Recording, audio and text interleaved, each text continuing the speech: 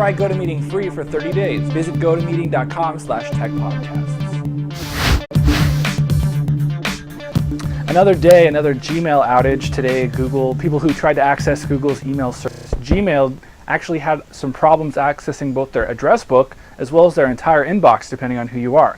Now, the outage was fixed in a matter of hours, but this is the second outage for Google in less than a month. Earlier in September, towards the beginning of the month, Google had a problem as well. This leaves a lot of people asking, is Gmail reliable? Is it something that we should expect more often? All these different questions come to mind. We bring in a couple technology journalists to answer them. First off, we have Natalie Del Conte from CNET and CBS. Natalie, thanks for being with us. Thanks for having me. Also, we bring in Mark Harris, who's a freelance writer for the Sunday Times and The Guardian over in the UK. Mark, thanks for being with us as well. Great to be here. Thanks. So this is a situation that it's kind of unexpected. For 5 years, essentially, since 2004 when Gmail launched, Google hasn't had too much downtime in any of its services, but this, people view email as a mission-critical service. Now, Natalie, first off, is how important or how big of a deal is this outage? And secondly, does this call into your question of whether Google is reliable?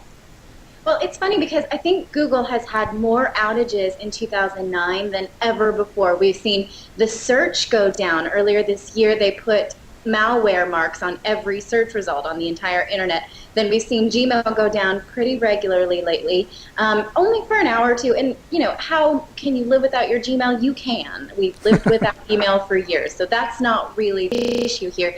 The issue is that Google holds so much information about me that I need it to be reliable. So if it's going down repeatedly, then that's going to give me pause about putting more and more information on Google, which I regularly do. I use Google Health, so Google knows every medication that I'm on. Yeah. So, Mark, with this situation, are you concerned about Google being more reliable? I mean, is this the 5-year itch? Are they going to be able to get this under control, do you think? I mean, it's crazy to talk about it in terms of Google, but yeah, I think we're seeing growing pains here. I mean, Google is massive, but Gmail has grown 46% over the last year. That's 46% more customers than it had this time last year. And in terms of the reach as well, we're now accessing Google on our mobile devices, our netbooks, our home, through our TVs, through widgets. 1 hour's outage doesn't sound much, but it's like dog years. An hour's outage here is it's equivalent to a whole day's work lost in years gone by. It's a big issue, and it's something they really have to get hold of. So for businesses who rely on Google Apps for their domains, Natalie, do you think that, these 2 outages in the last 3 weeks, if you were talking to someone, would you say, be 100% sure that you can live without email for a couple hours every once in a while? Well, I think that's a good rule to live by anyway, but just for personal balance. But I think you make a good point about Google Apps, because Google is pushing really hard to take on Microsoft as the alternative to Microsoft Office. So are you going to switch your entire enterprise, if you're a small business owner, into a Google product if you can't rely on it? Because I guess you can't really rely on Skype either. Natalie's back. Natalie, keep going from where you left off, I guess. I don't even remember what I was saying. I think I was saying something about how programs need to be reliable, so way to go, Skype.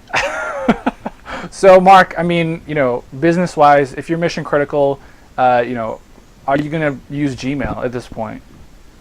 I mean, I still think it's a great service. Obviously, Google's doing something right to grow this amount of businesses. It's got 1.75 million companies around the world running it, but it can't afford to ignore all the complaints that it's getting and all the fuss that's happening.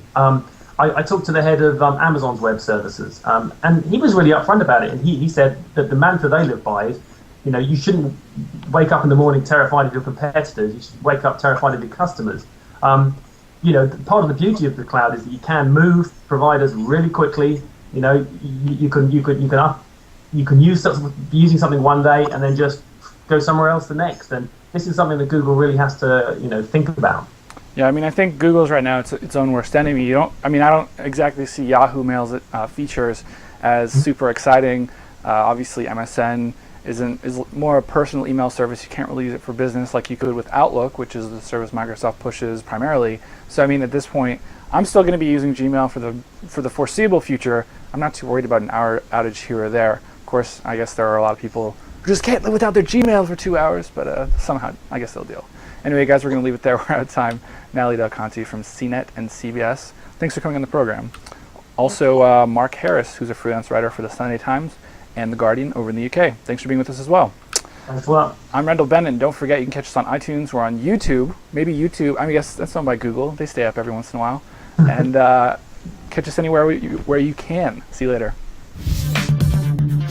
This show brought to you by Petco. Go to petco.com/techv or use promo code TechV and get free shipping and 10% off any order over $65.